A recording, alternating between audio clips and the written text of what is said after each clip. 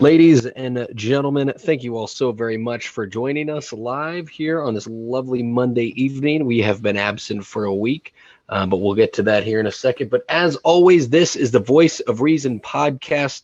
My name is Sean, joined alongside my two co-hosts as usual, Andy, Travis, and today we have a wonderful guest this evening with us. Josh, how are you guys doing today?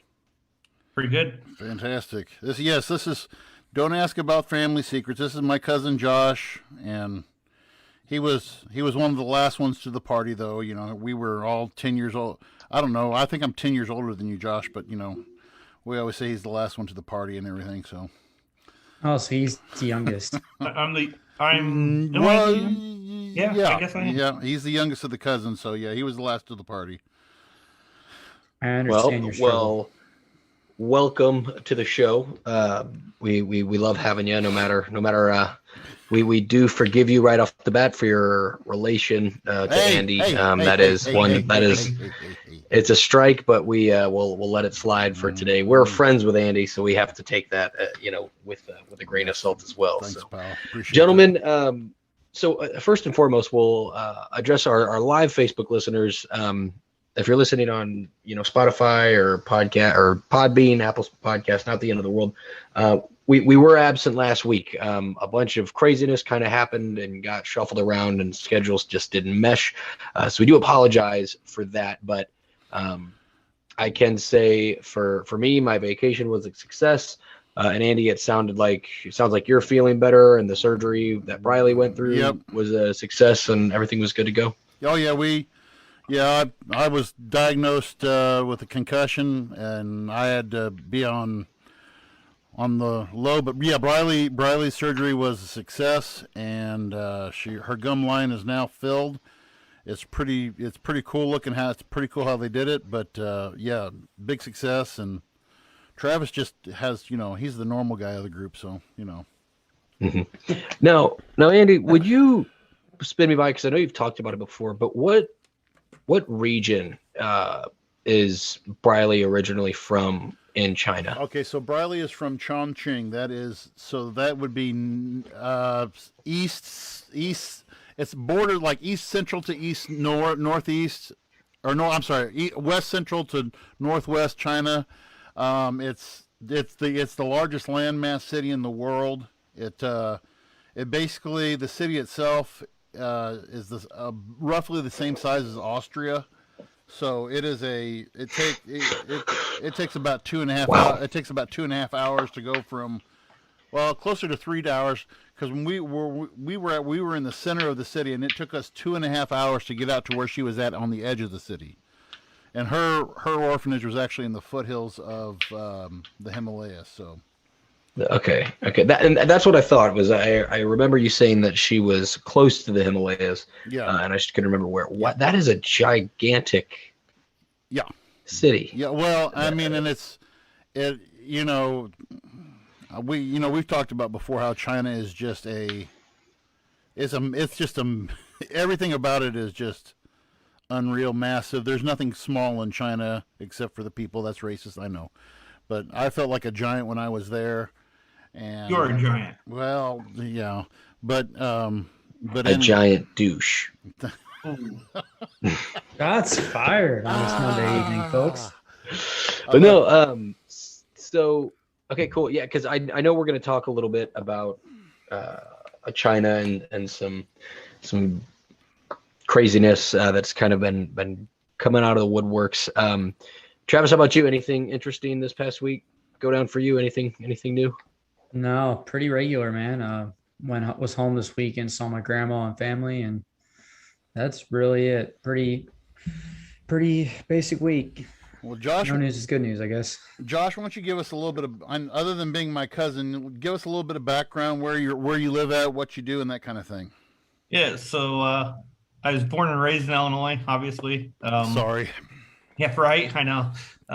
Moved out, thankfully, in 2013, 2014 to the great state of Florida, living just outside of Disney. By trade, it's a IT analyst, working for myself. So we climb cell towers. We'll do data center work. We'll wire buildings. Basically anything IT. Me and another guy I work with will do. On the other side, with the hobbies, like Andy knows, I'm very big in preserving Constitution. And so I've started several fights that we'll talk about. But big one recently has been with the COVID stuff. So yeah, and I want to dive into that because you're in Florida. So I am in one of the hot spots. Yeah. Yeah, And probably. so how has the pandemic been for you between like when it kind of started and where it's at now? How was it, especially being by Disney? I know that, so Disney had some major changes, but we shut down for a week and a half back when it first started. We opened up. They've attempted to put mask mandates and et cetera in place. But it's since April of 2020, it's been business as usual. Places are open. You'll still get especially at Disney, they are enforcing like a mask mandate. Legally, they can do that. They're their own little entity over there. And they've set the precedent that if you don't wear one over there, when they tell you to, they will arrest you, they will throw you out, they will ban you from the park. But when you go into, a town or to the beach or wherever, business as usual. Not much you have a few that are wearing masks and et cetera, but, since April of last year, business as usual. One of the big things is they say that Florida in its entirety is a hotspot, if you will. But actually, if you start looking at numbers, you have to get really south towards Miami and the Homestead, Fort Lauderdale area to actually see the numbers. They say, just Saturday, Sunday on nightly news, they said every hospital in Florida is cram-packed, full to the brim. There's no space. I can tell you here in Central Florida, you can walk into a ER and be seen. They have rooms. They're not overflowing and turning people away like the news says they are. And Josh, back me up on this. I saw a snippet from a news conference, or I guess it was an open forum of hospital CEOs there in Florida, and they were giving their percentages of people who were, and nobody said that they were at even close to capacity. There were some individual, but nothing wide scale. They were not even close to capacity. It's nothing like what the news is making it out. One of the challenges I've mounted in court, I actually have access to Department of Health data. And our local county, they're like a 68% capacity as of today.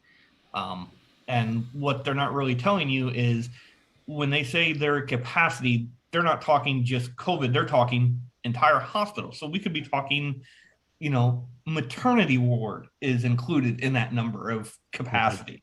I guess the news is making it out like Florida's just in terrible shape.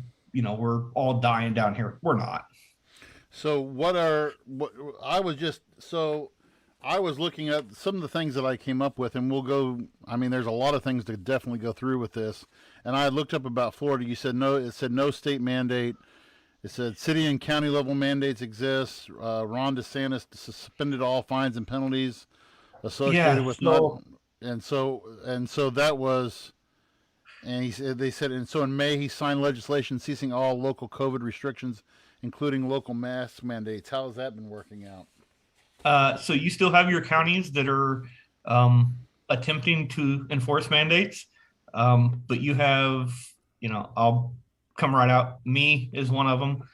You have 3 other guys throughout the state. We are challenging mask mandates as the counties attempt to put them in place. We have went several times up to the appellate court level. So in Florida, we have, circuit court, which would be a group of the counties. You have the appellate level, and then you have the Supreme Court level. Several of the circuit court levels have said, no, the mask mandates are constitutional. The counties can do what they want.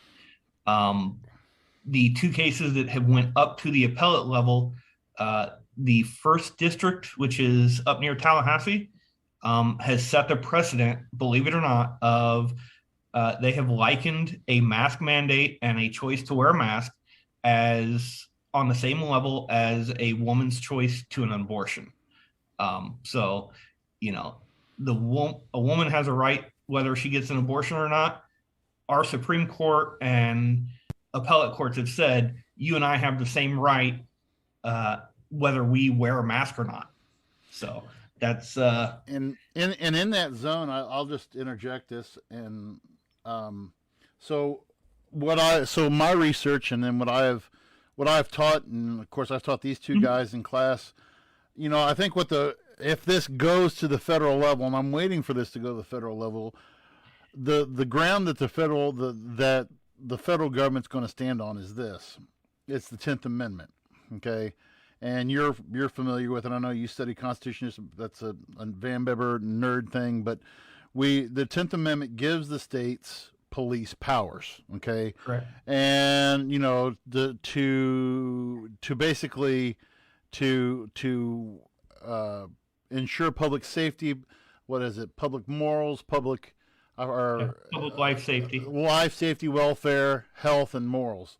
And so, under the thing of health, you know, and that's that, you know, under that states, and it's a gray area because, you know, and the framers purposely left it that vague, but over the years courts have defined you know, like vaccines like smallpox, but the thing that I'll come right out and say this, because I stuck my foot in my mouth a couple of weeks ago, and I made a post, and I shouldn't have made, about people getting bent out of shape about the vaccine. But at the same time, I actually gave an Uber to a lady to the airport, and she and I were talking, and she just like, you know, my husband can't take it. He has certain health conditions. He can't take it. And so because of that, they live in Arizona, and their parents lived up here, and going back and forth, he had so much hassle, you know, because I guess Arizona has some kind of thing that you have to bring your card and all this stuff and show it. And, you know, and that's why I say I'm kind of I don't know, and maybe Travis and Sean can kind of interject here a little bit about where you guys are at on this. You know, I don't have a problem with taking the vaccine. I took the vaccine because of my students. Because I have a lot of immunocompromised students. My sister-in-law is immunocompromised. But the more, you know, I see this, they're just, to me, there are so many. I watched a report from a doctor in Indiana today. Guy spoke to a school board who's going to put a mask mandate on. And Josh, I want you to speak about this too, about the mask mandate before long that you're talking about with that school district. But you know, my whole thing is to say we're going to make you wear a mask, and this doctor said making people wear a mask is on the same levels, like it's almost like a form of discrimination. If you don't have a mask, you can't be a part of this, you know. And he also said, you know, he's this guy, and I'll have to look his name up. I should have looked his name up, but he's made this public, this mass file of research that's been done on how the microbes are so small, with this, because it's respiratory. Yeah, and it goes right through the mask. And so, you know, my overall thing on COVID, and then I'll just let you guys talk for a little bit. My overall thing about COVID is we still do. I mean, it's a respiratory virus, and you know, I want to do the right thing by my students and by my sister-in-law, and so that's why I got the vaccine. I had no side effects. I had no problems. If, you know, I saw the story, I think it was actually down in Florida, of a guy who was on the airplane and they had to duct tape him to the stewardesses duct taped him to the chair because yeah, I saw that. And they duct taped him to his seat because he was refusing to wear the mask, and he was being belligerent and everything, and so I think they couldn't escort him off the plane because they were already in the air. So Yeah, they're in the middle of the sky. yeah. You know. So, but that's where I'm at. I don't know, Travis, Sean, what's your guys' thought on this before we let Josh do some more? I'm surprised they even let that guy, because I know how strict the airlines are with the whole mask thing. I'm surprised they even let him make it that far, because they've been like super strict on the whole mask thing this whole time. But the whole vaccine thing, I've said it before and I'll say it again. I mean, you can't, in my opinion, you cannot force somebody to take a drug that, one, isn't even FDA approved yet. And true, I really do believe in this country specifically, America is so unique in that you have choice. Like, you have the freedom of choice that you don't get almost anywhere else. And to force people to do that, even for the sake of health, I believe really is a violation of our rights. I truly do believe that. And I understand the argument too of, if this does go to federal court, that there is that 10th Amendment. It's going to be interesting to see what happens. I mean, Josh, I know you're going to get into what you're currently going through with the legal battles, but I got to commend you, man, because there's so many people that will, whatever the issue is, they'll just bitch and complain and say, oh, the government this, the government that, and they won't do anything about it. And the fact that you're doing what you're doing with the Illinois you told me about earlier, and then now with the COVID battle, I mean, at least you're standing for something. And I really do think that's awesome. So I can't wait to have you share with the listeners, kind of what you're doing right now and stuff. And it's cool to see people actually taking action instead of just posting on Facebook and bitching and complaining about issues that they don't agree with. Sean, what about you? Yeah, I just think it gets into muddy water. I'm a firm believer. I believe in private practice. I believe in a company's ability to, like, if it was a company, right, that said our employees have to be vaccinated, I believe that's fair. It's fair for an organization, and if you want to be a part of that organization, you have to uphold the rules. They're standards that are set before you. And in private companies and stuff like that. When it comes to mandatory vaccinations for the rest of the United States, that's, man, oh man. And I'm gonna sound, it'll just sound like one of those, oh, you think that because of this they're gonna come for this or blah blah blah. But to put it into perspective, name a time in the history of the United States, or any time in any kind of government's power, where if a government is given a new power, they relinquish that power. It doesn't happen. Okay. It does not happen. Nope. The more you give, the more they will continuously take. It's people. That is how people are. That's why there are dictators. That's why there were kings that were tyrants and queens that were tyrants that would chop people's heads off if they didn't like the religion that they practice. Okay. Now we're in that more advanced state, right? It was religion years and centuries ago, right? Now it's science. Now it's the battle of, oh, I'm right and you're wrong, and this is what we're going to do. Talking about making people get mandatory vaccine passports, like if you want to go outside, is New York wild. City. New York City. I mean, wild to me. Crazy. Like, crazy. And you know what? This is going to sound like, people are going to chuckle, but this is where it starts. Is people are like, oh, you know what? Don't worry about carrying the paper, man. We'll just give you a chip. We'll give you a chip with your vaccine. No pass. Like, I know. Here's the thing. I know that sounds like some people can say that's the most QAnon. That's the most far right. Like, fucking watch. All right. Like, just look and see. Okay. Are you gonna get it tattooed on your wrist that you had your vaccine done? What does that look like? Okay. And I'm not comparing, what's going on to the Holocaust, but I'm saying there are certain aspects that are just trickled all over history that we just continuously see. And I like you had talked about that doctor. And that's a big thing too. Why don't we just instead of forcing people to take these vaccines, again, Travis, like you said, that aren't FDA approved, regardless of how of you feel about them, why don't we just force like McDonald's and Burger King and all fast food joints to shut down for a little while? Why don't we enforce people, hey, it is mandatory that you go out and you do cardiovascular exercise for 45 minutes a day. It is mandatory that you take vitamin D, you take zinc, and that you take a multivitamin. It is mandatory that you do those things every day. And guess what? The government will pay for all of those lovely vitamins for you to put in your body that will genuinely help you, because it's proving now that those are things that will genuinely help you. Look at the numbers of people that are in the ICU with COVID. 78.9% of them are obese Americans. Mm-hmm. 3/4 of people that are on ventilators. Yep. If we just put a better emphasis in being healthy, I think that might be a good first step to seeing those numbers drastically decline. Genuinely, or at least the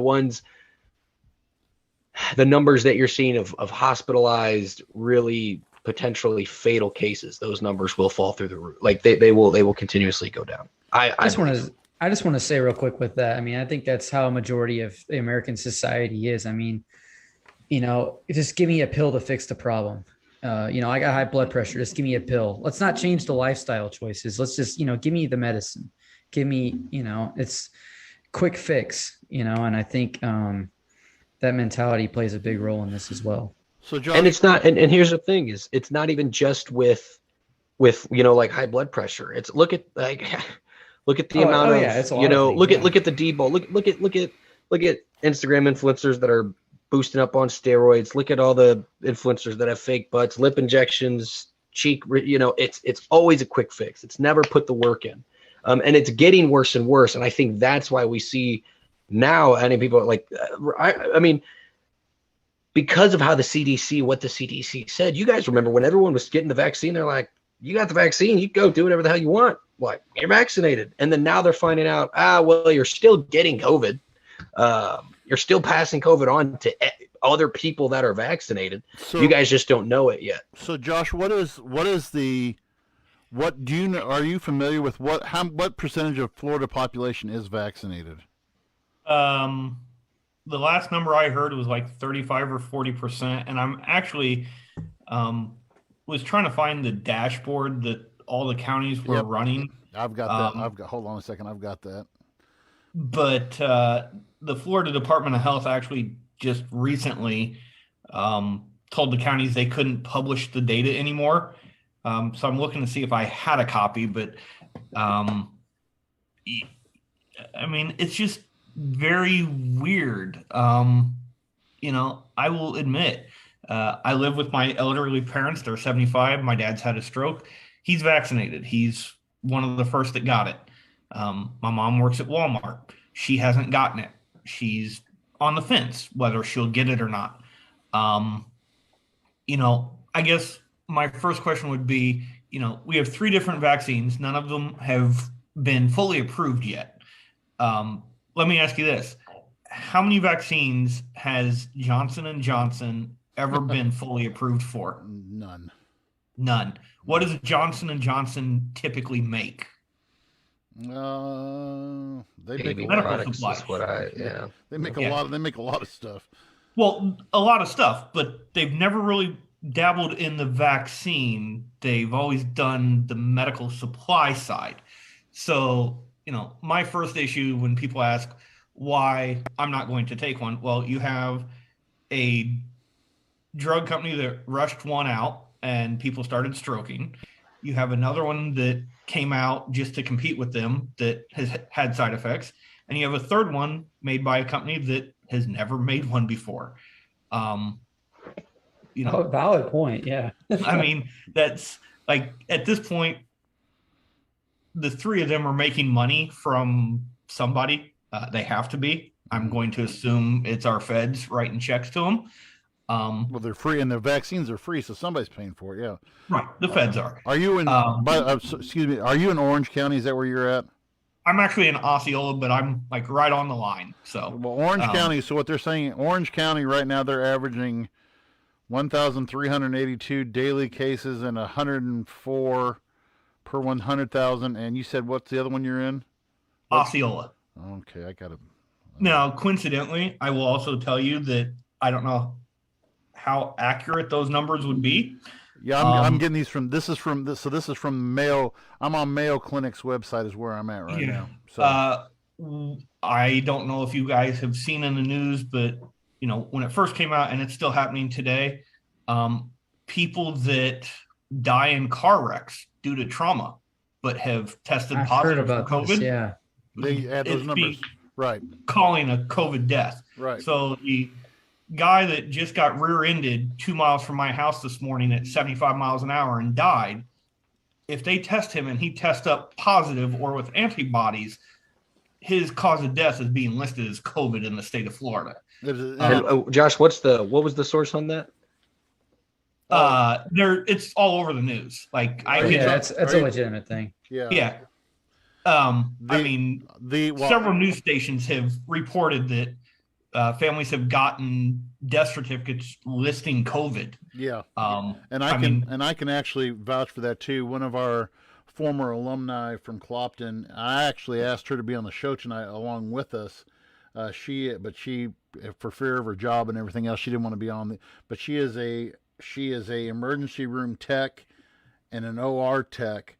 And she does medical records and everything, and they have told her that very thing, and she did not want to be on the podcast tonight and voice that because she didn't want to lose her job. But I was Snapchatting back and forth with her last night, and she said, yeah, because of the numbers, because of what you report, there are certain amounts of federal funding that you will get if you report it as a COVID death. And so, and that's part, and see that again, to me, that's where I'm getting at, where I say, okay, where, well, let me ask you this, Josh, where are you wanting to take the court? You and I talked, when you and I talked the other day about this, I think it was last Friday or Thursday. Tell us about the lawsuit that you and I talked about, a lawsuit with a local school board, or what you're. So we have several going. One of them we first talked. Florida is uniquely different in that we have a bunch of statutes that have been converted to constitutional rights. So when the pandemic first started, and you had everybody screaming, it's against my constitutional right for this or that.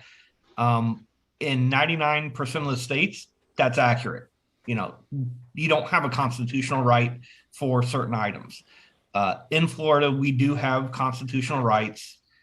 And what is being challenged in one case is, it's not so much directly tied to COVID, but it is because it happened during the pandemic.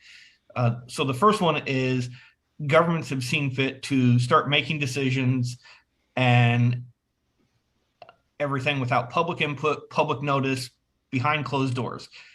So in Illinois, Missouri, that would be freedom of information. In Florida, it's called the Sunshine. Right. That is a Sunshine law. Constitutional right. It's our 24th Amendment now. That we are entitled to public meetings. They could tell us that we can't speak at the meeting, in the event of it's an emergency meeting. But we have to be just like we are tonight in a Zoom or in public. We're allowed to be in meetings. So that's the first challenge. Is several counties have, for 2 years, been behind closed doors doing all this. And what really set it off was a mask mandate. In Osceola County. They did it on a Friday night at 5:00. They announced it on TV. They put a mask mandate, a $500 fine, and a 60-day misdemeanor in jail sentence if you didn't comply. Wow. And that could be enforced anywhere. And that could be enforced anywhere in the state in the county of Osceola County. Yeah. So, the one example I made to the judge was, if I am in my truck and I get out of the gas station to pump fuel and I didn't have a mask on with that mandate in place, and a sheriff or a local cop wanted to just ruin a day, they could pop you for $500 and or 60 days in jail. Ultimately, with enough pressure and the litigation, they did drop it.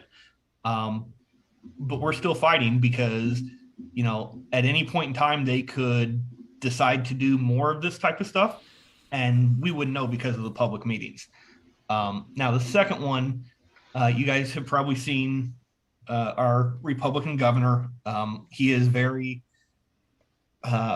people say he's anti-mask. He's more, if you read some of the orders, he wants to give you and the parents the choice, the right, whatever you want to call it, for masks in schools or whatever.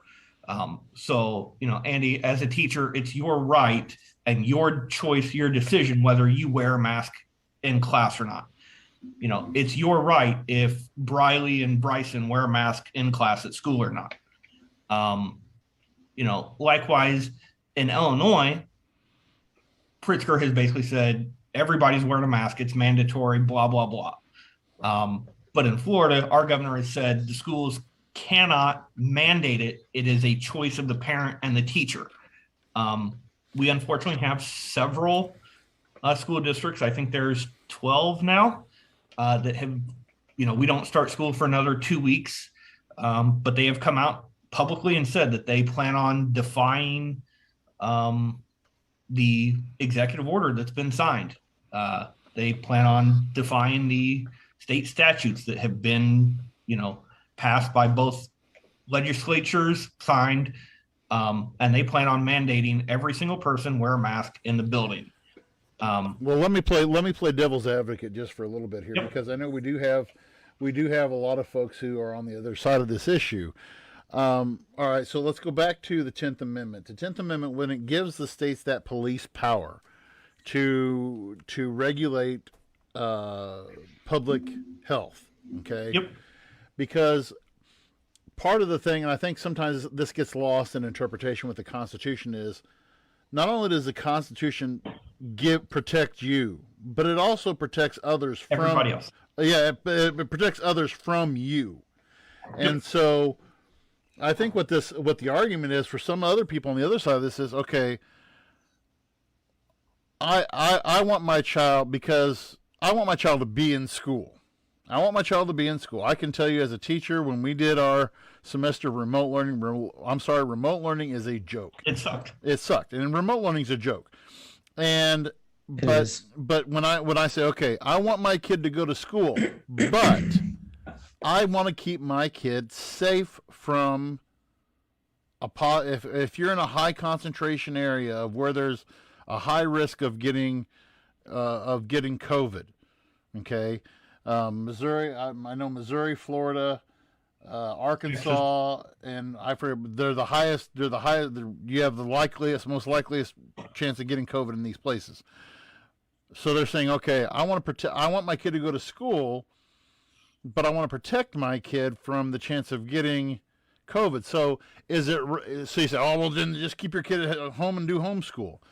Well, then you get into that murky water of saying, okay, I'm depriving a kid's right to go to school because their parents are concerned for the safety of their children, and so just because you won't wear a mask, and so that makes, so now the right of the children, and this is where we kind of have to, this is like Sean called it earlier, the murky water.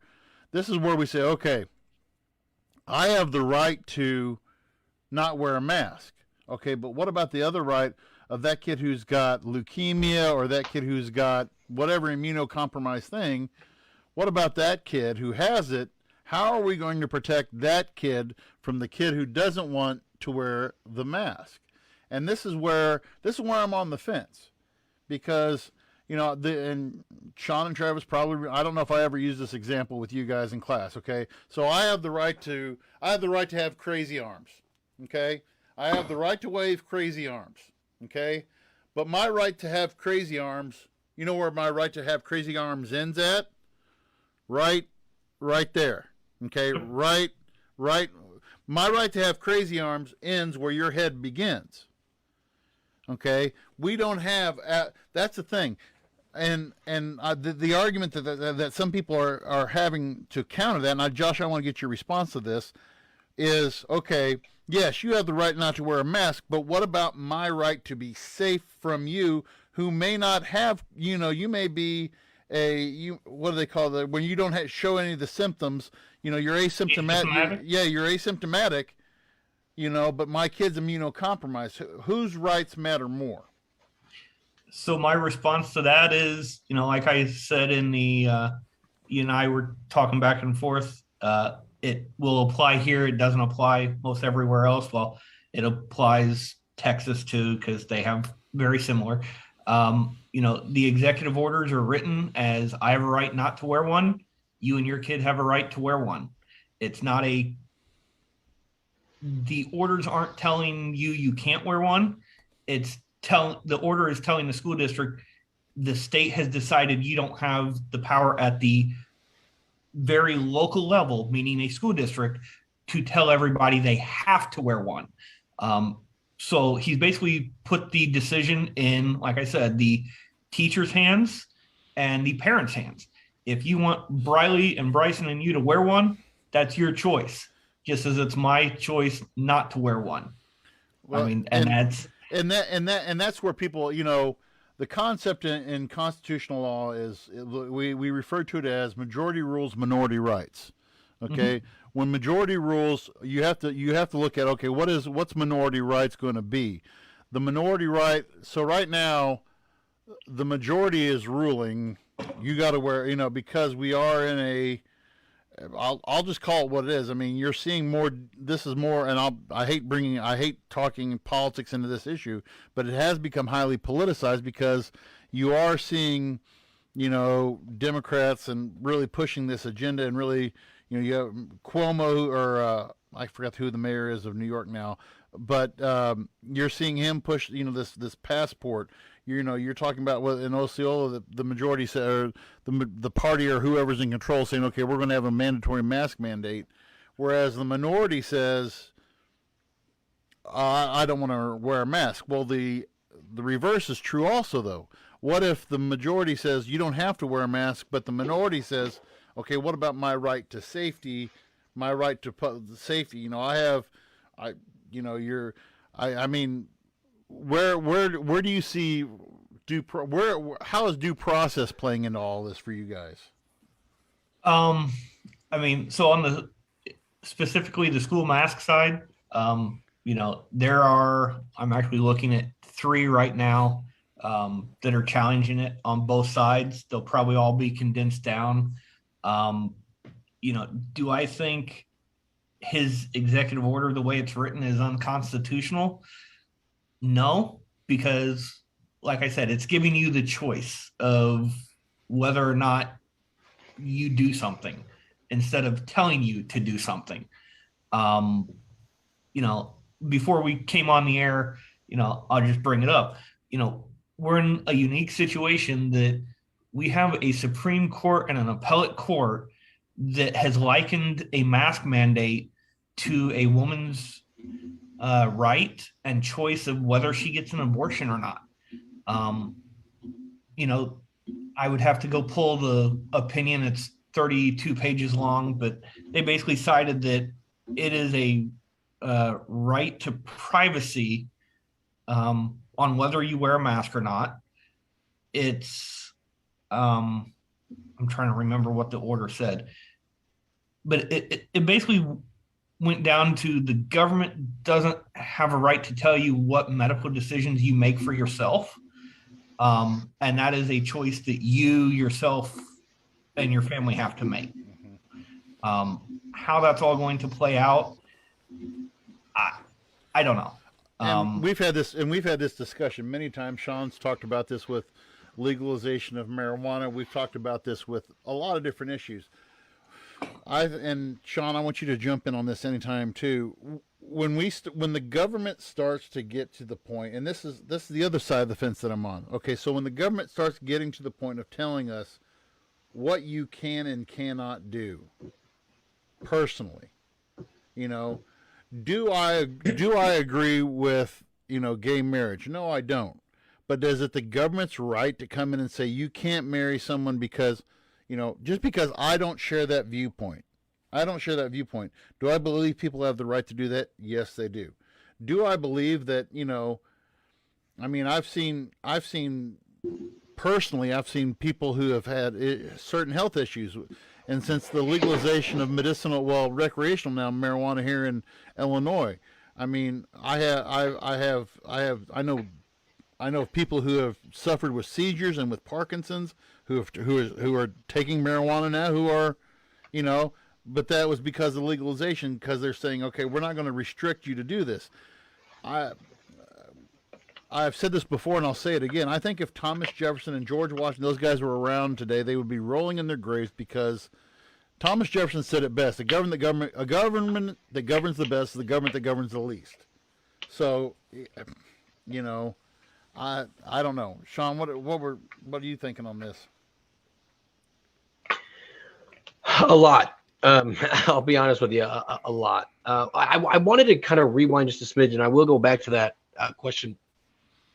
And it can be real quick. What is your guys' take? So when it comes to masks, and this is just something that's like, we've seen so many like infographics about like, oh, why to wear a mask and stuff that have all just been debunked by the scientists, not like by, Joe Schmo here, there, but like by the actual scientists that are saying, it's not like a sneeze. Okay. It is not like you sneezing and your snot getting on someone. That's not what makes people sick. This is a respiratory virus that it doesn't matter if you're wearing a mask, if I'm wearing a mask. And that's not like me just pulling that out of my ass. That's doctors. That's even Jesus Christ of the Democratic Party himself, Fauci, right? That is coming straight from the donkey's dick. Is that is what it is? Oh, okay. Thank you, Sean. And so even Fauci was like, mask ain't really going to do a whole lot for you.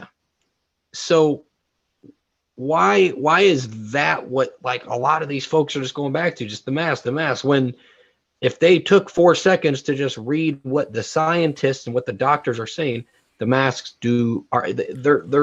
they're not helping. Well, and here's the thing, and so again, as I do for a lot of these, I pull up everything that looks at both ways.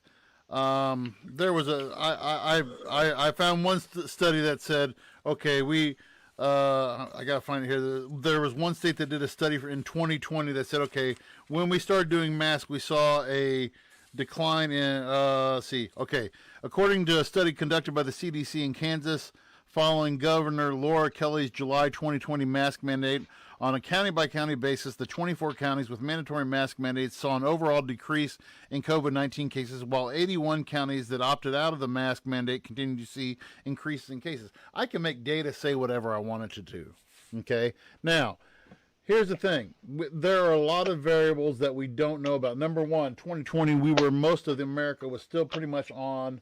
That was in July. And, well, except for Florida, Josh, most of America was still pretty much on lockdown. I mean, so you can attribute those decline to, one,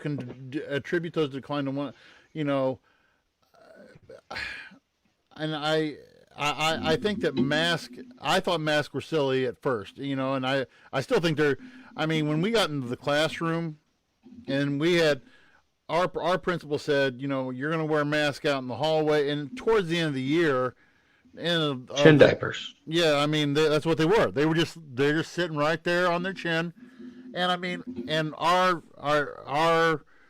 biology teacher, she was going nuts. How people, and I think some people took it to the extreme. Like I said, our biology teacher actually got a HEPA filter and put it on a box fan and put it in the middle of her, whatever it was, 400 square foot classroom, and she's running this is filtering the air. And I'm like, how is that because we get so much of this stuff from social media like you said, Sean, I mean, I can put a graphic up that shows all of these hotspots and all of these things. We can say, well, we're at capacity, like Josh said earlier. Oh, we're at capacity. Well, that doesn't also include the maternity ward, the Alzheimer's ward, the this ward, the that ward. I think you can make your data say whatever you want to. Now, I'm curious, and I'll bring Travis in on this. Lollapalooza was what, last weekend or weekend before last up there? Last weekend. Yeah, last weekend. Okay, so and I actually I watch. I'm a big junkie when it comes to concert stuff, and I watched a lot of YouTube videos. I saw Limp Bizkit was actually there.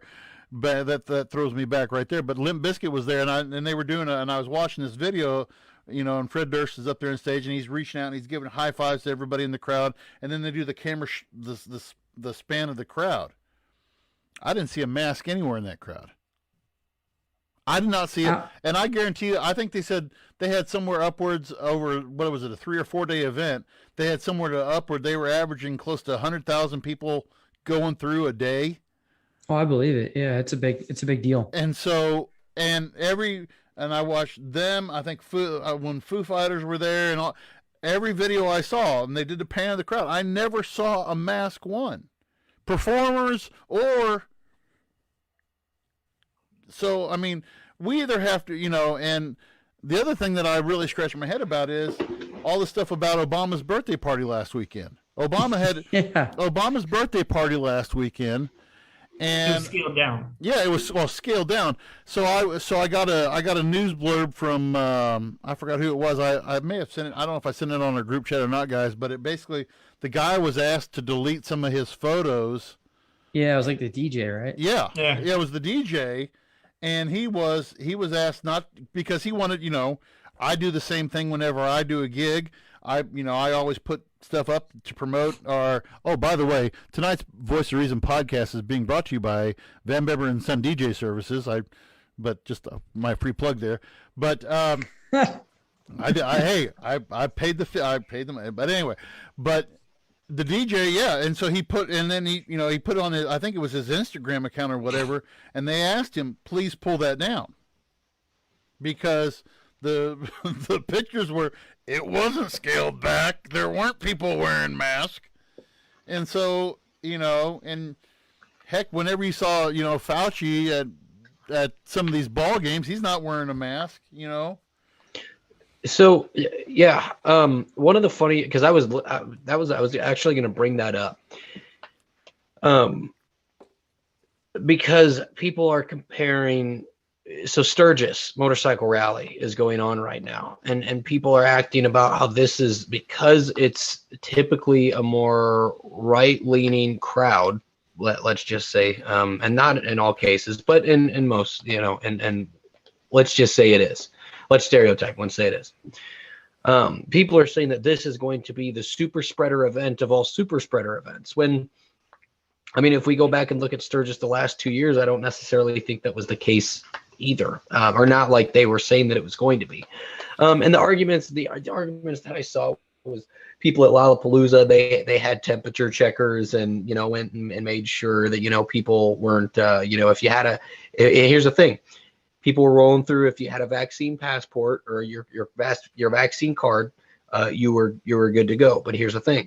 Now we know people that have the vaccine are still carrying COVID at the same rate that unvaccinated people are. They are just not having the same symptoms that unvaccinated individuals are having. So, and then on top of that, if you were unvaccinated, they took a temperature check. And if your temperature check was good, you were free to roll right into Lollapalooza. So it's funny. And it goes back. Remember the protest when it was, again, I hated the dude as much as anybody else that hated the dude. But anytime Trump had a rally, that is the worst thing that ever happened of all time. Everyone in that building has COVID. Everyone is going to die tomorrow. They're still saying that with his future rallies he has coming up. Of course, saying they're going to be super spreader events.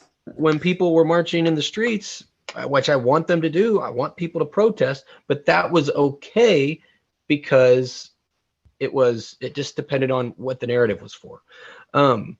And so that to me is it's old, it's exhausting. And I'm actually diving into a book right now called the Conscious of a Conservative, which is a really good read. I recommend you guys. It's a short read, but it's essentially talking about where conservatives went wrong during the 2016 election and why. And this was before Biden was president. But initially, this author just talks about how, guess what? We're not going to win because the Republican Party is not going to win the next election. It's the Republican Party's fault. And it's very interesting because some of the points that he was making about certain things that people that were leaning right just kind of turned a blind eye to, some of the racism,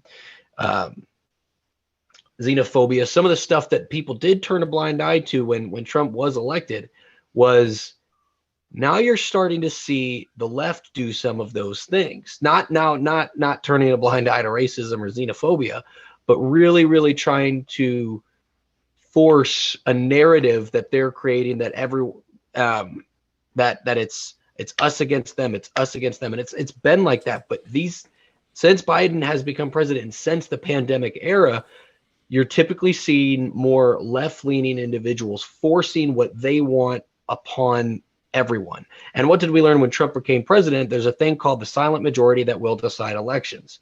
And it wouldn't surprise me if in 3 years from now, when it's time for the next election, if that is going to be one of the big thing that the silent majority see is like people that are indifferent to it. They're like, look, I'll get the vaccine, but I don't think you should force it. And if if this politician was mandating people to get it, or say I really wanted to see my family this year, but they weren't vaccinated, so I couldn't fly, I couldn't go see them, or they couldn't come see me. You're going to see that silent majority start to shift back to the other side, and then we're going to be right back to square one.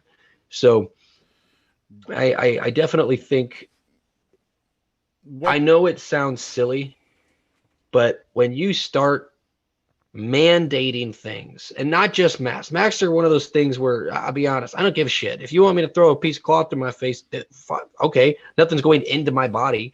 It's 4 seconds, but to be demonized because maybe you forgot it when you went to the supermarket and people are, look at this piece of shit for not wearing his mask. It's like, my bad. My bad, as you have processed cereal, ice cream, and chocolate syrup in your car while I'm just trying to buy some apples and bananas for my family, But but when it comes to injecting things, when the government has a say of your medical responsibilities, again, it sounds silly, but if we give them that power now, what's that power going to be in 25 years? What's that power going to be in 50 years? Where if the government's like, this is a super extreme case, but if the government's like, what's it cost him? He's on government support. It's how much to keep him alive. It's how much to pull the plug. Man, taxpayers aren't going to want to do that. Just unplug that stupid son of a bitch right now and let's get moving. Yeah. Those are dangerous waters that we're playing in by letting the government have control over what goes into our bodies. I want to. Can I add to what he was saying really quick? This is a real life story. So I have a friend from Venezuela, and he kind of told me about when all this originally started last year, the pandemic. I kind of asked him, like, are you, some of the stuff you're seeing similar to what you saw in Venezuela, like with the masks and the lockdowns and stuff? And he said, yes. And he said, Sean, you made the comment, it's like, well, I'll put a mask on my face, not a big deal. It is what it is. And he made the point. He's like, this is exactly how it started in Venezuela. Now, different mandates, but he said, they start with, they start by saying something small, like you got to do this. And the people are like, oh, okay. Not a big deal. We can still live our lives. And then it's the next thing. And it's like, okay, that sucks. We'll just keep going. It's like death by 1,000 cuts pretty much, into the point to where your country is in shambles. Yeah. And I don't know where it's Josh, crazy to see. Josh, I want to ask you personally. Now we've talked about your legal battles within your own personal realm. Now you've kind of touched on this a little bit. Where are you at? Because you talked about your dad who had, Uncle Dave who had a stroke and everything. where are you at? What is your personal feel on this whole issue? I mean, it's exactly what I'm fighting for and what Sean and Travis have said. Um, the government, whether it be federal, state, or local, has no business telling me what to do with my body. So, have I got vaccinated? Absolutely not. Will I get vaccinated? Not until, I won't even consider it until something is fully FDA approved. Do I think one of those are headed for FDA approval? I think it's going to be 12 to 18 months before you see one. So not to cut you off, but I received a letter today that was actually from the desk of the president and the secretary of the army that allegedly one of them will be FDA approved by September. Really? Allegedly. Yes. Allegedly. I would like to see that. As far as masks go, I will walk into a Walmart or a Sam's Club without one. At the very, very beginning, they actually had checkers or associates, whatever you want to call them, standing at the door asking you to put them on. When you walked by them, they would actually chase you through the store. I can tell you, I've shopped at a Sam's Club. I was in the store 15 minutes, picked up every item I needed, checked out, and I still had the associate following me as I unloaded the cart into the truck, asking me to put a mask on in the parking lot. I just won't wear one. Now I don't go to Disney to the parks per se. I am a firm believer that if I'm not going to get vaccinated, I'm not going to wear a mask. I'm certainly not going to put myself in a specific spot that would attract it per se. So I've not been in a park since COVID started.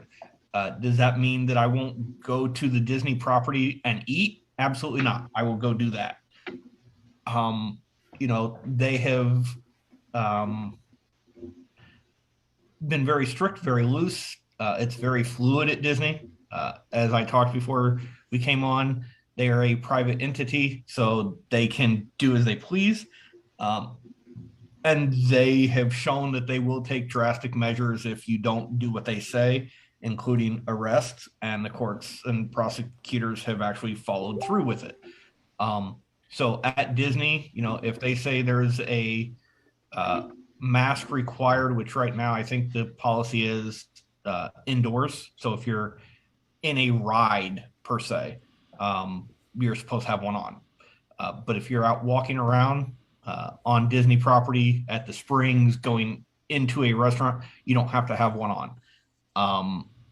They had temperature checks. They don't do that anymore because they've just lightened it up. So I would say Disney is about the only place I would wear one, simply because I don't want to be on the wrong side of the court system. I don't need a criminal misdemeanor charge for not wearing a mask.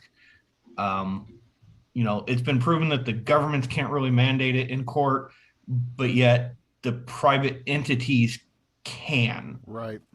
Which is a very interesting concept to me, that the courts have swung both ways on this issue. I figured if they wouldn't allow the governments to mandate it, they wouldn't allow a private business, but that gets into an entire different topic. So yeah, I don't. And just as a side note, one of our listeners tonight, Kim McGuire, just sent me a screenshot. She's watching us, and she just did a screenshot. We talked about Johnson & Johnson earlier.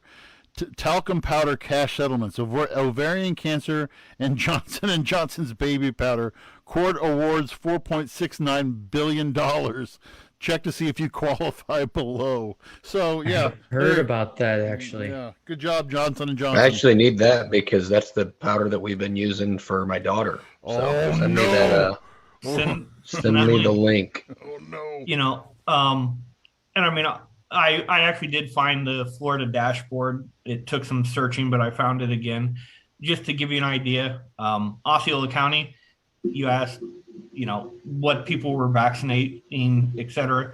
our county has right at 350,000. As of the data dump at 11 o'clock, Department of Health is reporting 140,000. So 40% of the county is vaccinated. Let's see. We've had 537 deaths this year due to COVID, allegedly, in the county. So not even 0.1%. And again, I still find that interesting too that you say that and I still think a lot of the story still isn't being told, because the numbers that aren't being released, like you said, Josh, though, what are their underlying conditions? Because right. I refuse to get the flu shot. I refuse to get the flu shot. I mean, it's like, and when people compare smallpox, and this is where I'm on the other side of the fence. When people compare, I hate it when people compare the smallpox vaccine with the COVID vaccine. Okay, one's respiratory, one's not. Okay, or measles or mumps vaccine, one's respiratory, one's not. And what was the other argument that those can't be hosted by animal variants and COVID respiratories can? So even if all humans were vaccinated and if all humans it was eradicated, your pets and animals could still incubate it and then pass it back along. Right. Yeah. And it said, the difference between, and that was the other thing that doctor from Indiana had brought up in that school board meeting was, this is, if it's something that can be carried by animals, vaccinate, he said the reason why we let this stuff run its course, and the reason why he said this Delta variant, he said, you don't see respiratory cases flare back up in the summertime when vitamin D is at its highest. I mean, you're out in the sun, you're out doing your thing, you're out, and his argument was the reason why you're seeing this Delta variant is because you're vaccinating and you continue. I mean, you don't usually see your flu vaccine season usually doesn't kick in till, I know it's usually at the high school. It's usually late September, October before they start putting up the sign-up sheets for the flu vaccine. So, we're doing something unprecedented in that we're vaccinating for a respiratory virus in the middle of summer, which is highly. And you want to know what else we had taken away from people during the peak of all? Gyms, a place where you can train your cardiovascular system to be healthier and be stronger. And they took that away from people, and they limited the amount that people could go outside to collect that vitamin D and vitamin C and all the other good things that will genuinely help you through COVID and stuff like that. It's Andy, I'm gonna send you something on Facebook because it was on our news down here. But the USDA actually did a study and found deer in Pennsylvania and Illinois. They found 480, I think, out of like 200 or 600 that they sampled. So like 80% of the white-tailed deer in Illinois, Michigan, New York, Pennsylvania tested positive for COVID-19 or COVID-19 antibodies. Mm-hmm. So, even with vaccines in humans, it's going to be around. It's in our meat at this point, Right. Well, that's the thing is it sounds quite literally like COVID is here forever. And we can blame the Wuhan Institute in China for that. As crazy as, people might have said that was to say years and years ago, thanks to gain of function research funded by the government, Dr. Fauci. Yeah, we talked about that. That is why we now have these issues. And that statement alone is probably gonna, if I broke through in the next year or two, then fuck me. This is going to come up, and then I'm toast from the left side because, God forbid, people actually question those in power and then prove when things are pretty much proven that it's.